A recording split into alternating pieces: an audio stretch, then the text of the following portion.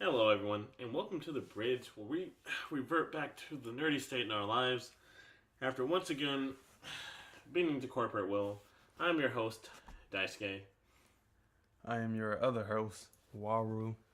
and today, led by the great Waru we'll be discussing the adamancy and I guess our own personal views on what lore actually is. So, I'm going to let him take this one away, and Yeah. I will fill in. And I guess also the importance of it. Um, well, I guess the general understanding lore is basically because surprise, some people don't actually know what lore like they know what lore is, but they don't. Because I guess in nerd culture, that's people know about it. But lore is basically like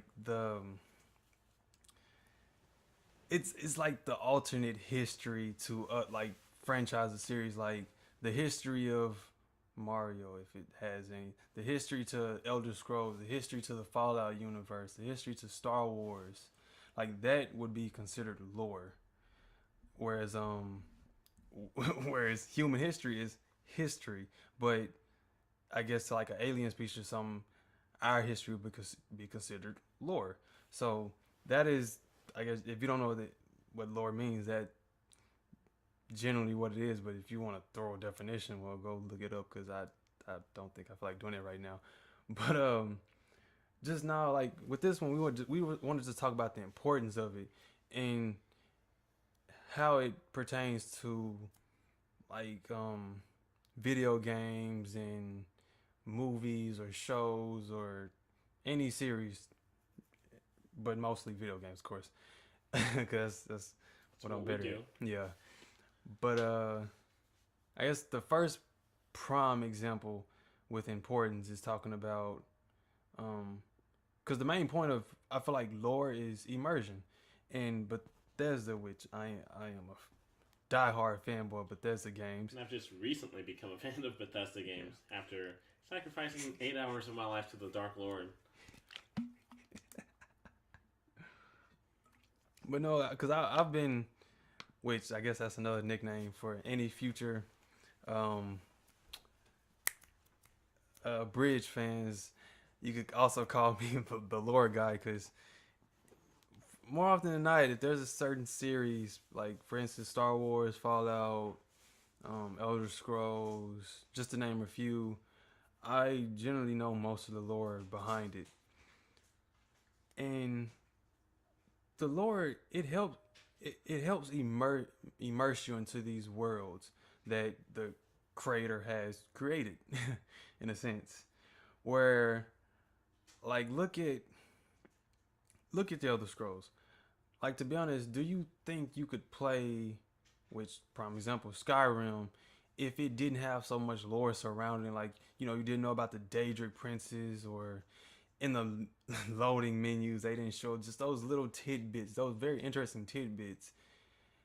And for instance, Red Eagle, for instance, his sword, you read about it in a book or you saw it on a loading screen, and then you can go fight his corpse to get his sword.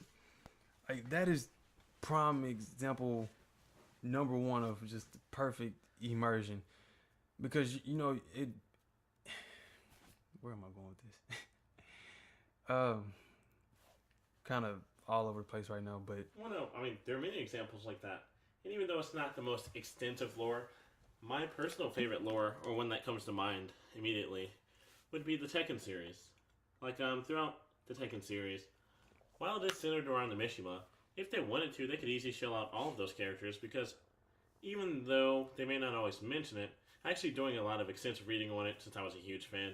A lot of the characters have extensive backstories, like the evolution of Gunjack, maybe, or yeah, the reoccurring Devil Gene with Jin, and how depending on the game you're playing. Like Tekken 5, whenever they added customization items, you can actually give Jin his devil wings and the yeah, tattoos and things of that nature.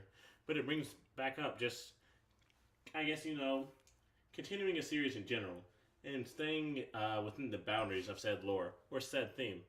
That way, you always feel as though you're not just jumping into a brand new game. It's like you're coming back to something familiar while it's being built upon. exactly. And you want to be familiar with, like, cause I mean think about it like this. being, even though there are people that live out there like this, not just imagine it, and I probably think it's impossible. Imagine going throughout life without knowing your human history. Because I feel like all humans, we all know at least the basic of history, but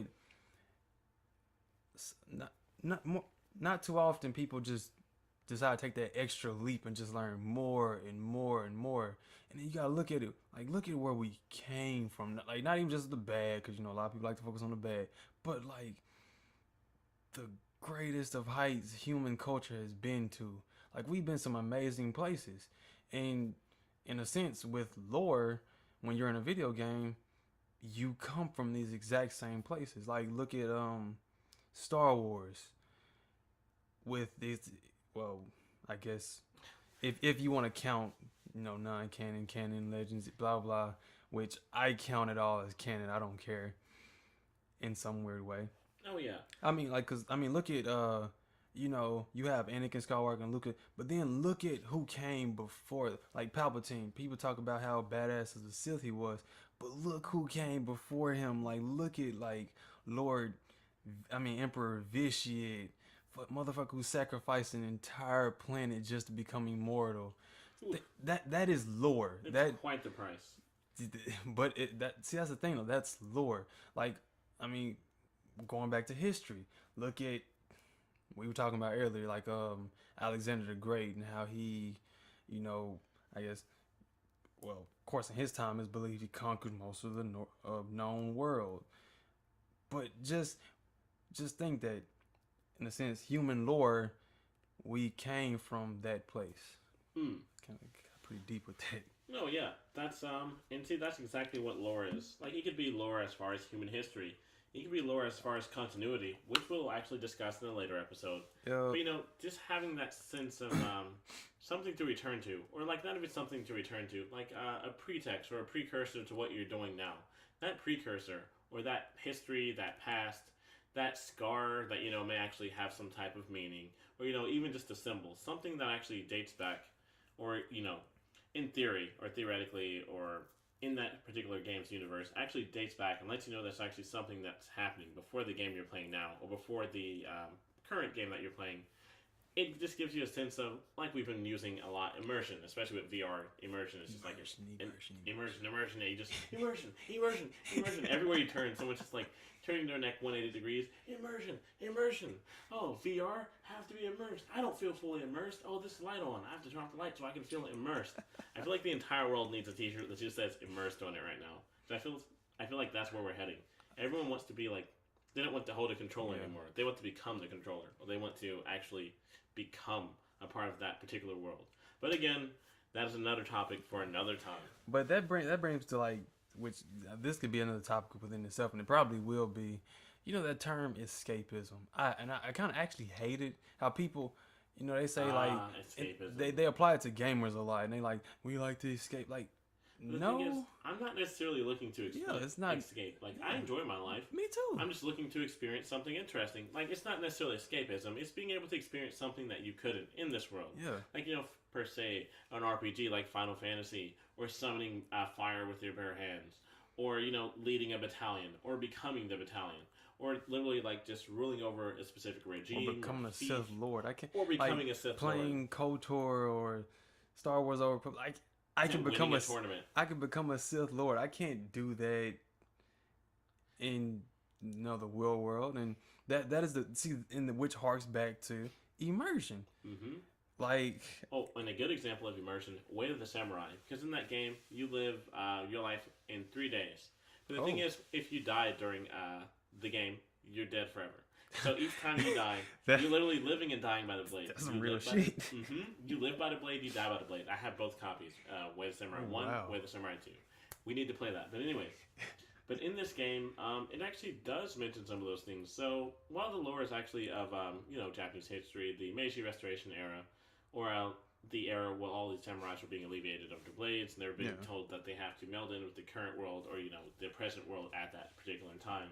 You have a lot of the times you're just like maybe a lost samurai just, defending his honor or just trying not to, lose his way. But anyways, not to discuss the Code of a Samurai here, but what we're getting at is lore is extremely important in gaming. And honestly, it's extremely important in real life as well. Like, just not even knowing why you exist or how your forefathers exist or how the enemies of your forefathers exist or the allies of your forefathers. It's like you practically know nothing. Yeah. And while that necessarily isn't a bad thing, because, ignorance apparently is quite blissful. Yes, Trump! Anyways. Excuse me. Apparently I didn't finish the roast rump in the oven. Anyways, long story short, lore equals immersion. If you want to be fully immersed in something, or if you want your player to be fully immersed, you have to create a world that they can actually understand. Something they can explore, something they can study, and something that applies throughout the game as you're playing it. In the game. In the game. But, I don't know if anybody heard me, but I'm just bashing on Destiny. Don't get me wrong, I actually love the game. It's just, I always thought that was funny. Like, the gaping hole in the lore. Yeah. They could have shelled that out so well. It just felt... I remember I read the whole, like, back when they were in concept stage. I remember you saw me, I was reading Game Informers, like, I've never read a full... That was a thing for quite some time. Yeah. That was back in middle school. I never read a full article until I saw that. Like, I was ready for Bungie's next project, but this is other topics, but... And they became the Sonic of the FPS series, where each game just gets gradually worse. Yeah, but... Oh, that's heartbreaking. Like my friend said, lore is definitely important. But I guess depending on where we upload this video, we would definitely like to get a dialogue started. Like, please tell us like your favorite kind of lore, like in the comment section. Yes. Yeah, like please, because I'm always open to learning new lore. Like I need to learn new kinds of lore, and there's always just stuff. I love history, like human history. I love alternative histories and fantasy about all that stuff. And see, I don't know why, but I realize that I'm a theoretics nerd. I always like to, have a theory on what would happen if I did a certain thing or how it exists. I do this with my girlfriend all the time. I'm like, okay, so what if the guy who literally falls into all the categories that you enjoy? I'm like, what if this guy existed?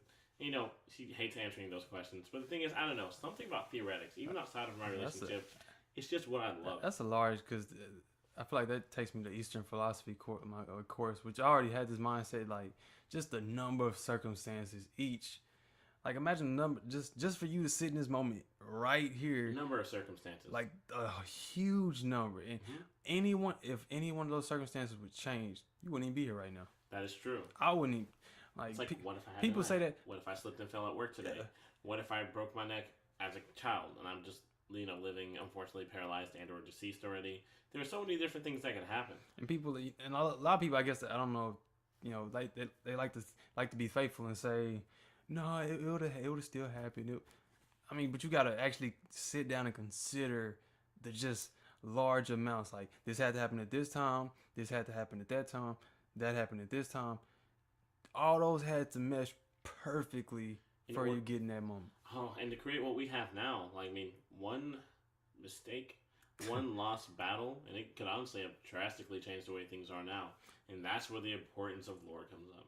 Like literally not even our decisions, but the decisions of our predecessors, our forefathers and predecessors. And I guess if you don't like the term forefathers, you can just coin a term personally. But the thing is, if it weren't for the decisions they made, you may live a drastically different life and or not exist at all. Most likely not exist. More than likely.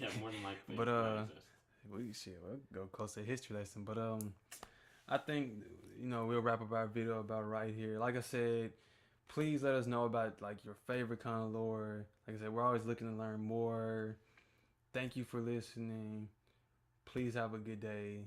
And please, friends, just have fun and please cross the bridge with us, please. Please. And if you can find it within your kind souls in order to share. Okay, so if you like what you hear, you can find more at thebridgebeyond.wordpress.com.